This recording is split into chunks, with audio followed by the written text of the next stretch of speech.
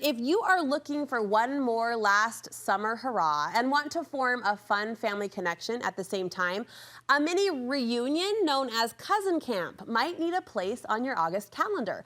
My next guest loves the concept and has a simple approach to make it easy breezy.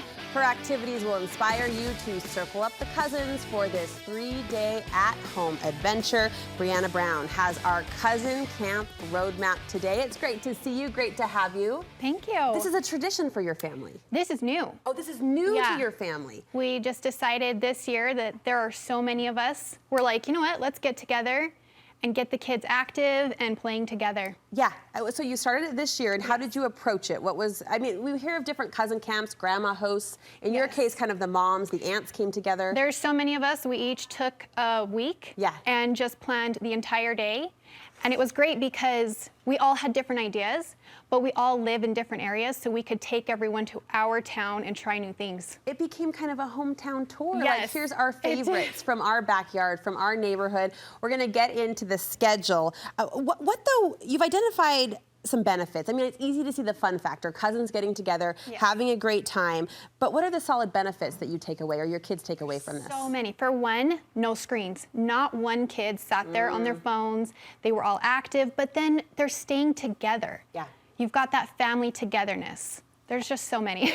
And new experiences. I mean, there's something so, what's the word I'm looking for? Bonding, I guess, about experiencing new things together. So when the cousins came to your house, your turn, your day, they were experiencing something all new, and that brings people closer. And even just trying new things. You know, you've got some cousins who are a little more timid and shy, and they're like, I don't want to, but then they get out there and try it, and they love something, and they're like, I want to keep doing this. Well, give us some ideas, some inspiration. Walk us through the schedule. Day one, I understand, was all about water. Day one, my sister-in-law, Carissa, she hosted at a park, and she set up this baseball game, but instead of bases, she had buckets of water that you had to run and jump into.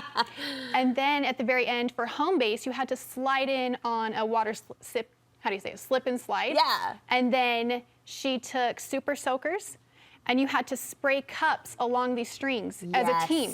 So lots of fun water sports, super easy. Working together as a team too. For all ages. Yeah, everyone got in on it. Oh, so fun. Day two tapped into some brain power. There was sort of a science lab theme. Yes, well, there was actually another day that I wasn't able to photograph. So they did have a pool day at another sister-in-law's. And then this was day three, where my sister-in-law, who does librarian, she's very theatrical, so fun. She was a mad scientist. And she had the kids do different experiments with Mentos and sodas and blowing balloons and all the helium stuff. She was amazing. And then she still had tons more to do. We ended up going to a hill and doing ice blocking. Have you ever done that? In my younger years. In my younger years. So fun, so easy. It entertains the kids for hours. Totally. Then we met up in Camas and did this gorgeous hike. Oh, how fun. So physical, all over. active. I mean, you were just moving. It was a nonstop day. I love the idea of the science theme, though. And science experiments, moms know, take a little bit of forethought and planning. I mean, they can be involved, but kids love them. Like that hands-on learning opportunity is so fun. Well, plus she dressed up, so it made it even more special. Oh, she was in character. That wig, looking good. You got crafty on the next day. Yes. So the next one, I hosted my cousin camp, where we met up and we bleached t-shirts, which I'm going to show you today. But we also did a game of kickball. And then we met up at a park and did lunch, and then we just went to the pool and swam the rest of the day. Well, take this as the compliment. I mean it. I love that these were fairly simple activities, like very doable. For all ages. For all ages. You group them together, though, into a day. You bring the family together, the cousins together, and all of a sudden you have a fabulous time. I mean, you can tell these kids are just having a blast. I sure hope so. The bleach tees, you didn't just do shirts, you did sets, too. Like shorts and T-shirts. We just did T-shirts that day, but I mean, really, you could bleach anything. Talk us through how you did this. So the way that we did it on my day is I went to the park so that we had plenty of room for all the kids. We lined them up on the sidewalk. And as you can see, we had different colors of T-shirts. I sent over some pictures. So the kids had fun just laying them out on the sidewalk and going to town spraying them. You could see that they sprayed their names, initials, different designs. And I also brought vinyl decals, which didn't quite work as well that day. But I did do a few trial and errors, so I wanted to show you guys some tips on how to do them. Please.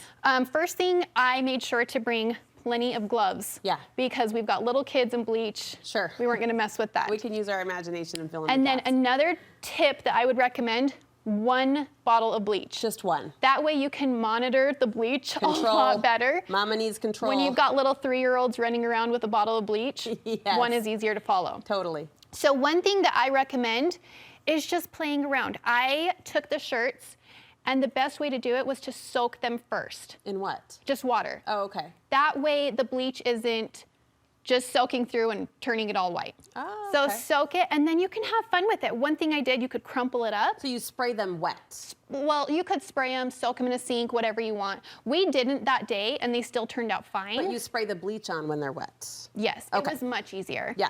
So you could crumple them up and tie elastics. You can do like regular tie-dye and take the center and just twist them into a ball. Yeah. And then just tie them up and spray them with bleach. But the key is to do it in the sun. That's what helps transform the colors. Quicker. Yes. Okay. And make these fun, bright colors. They did a great job. Yes, these they cousins. did so good. And we've still got another camp ahead of us. You're doing it again? We've got one more sister who's planning, I think, this week. So it was spread out. It wasn't just like Yes. day 1, day 2, day 3. You kind of No, spread we did it out. by the weeks. We didn't want to Oh. overwhelm ourselves. Yeah. So we had one each Wednesday. So an ongoing camp that kind of Yes. stretched out through the summer. So with a few more summer weeks left, you Yes. could pull this off as well. And the feedback, what did the kids say?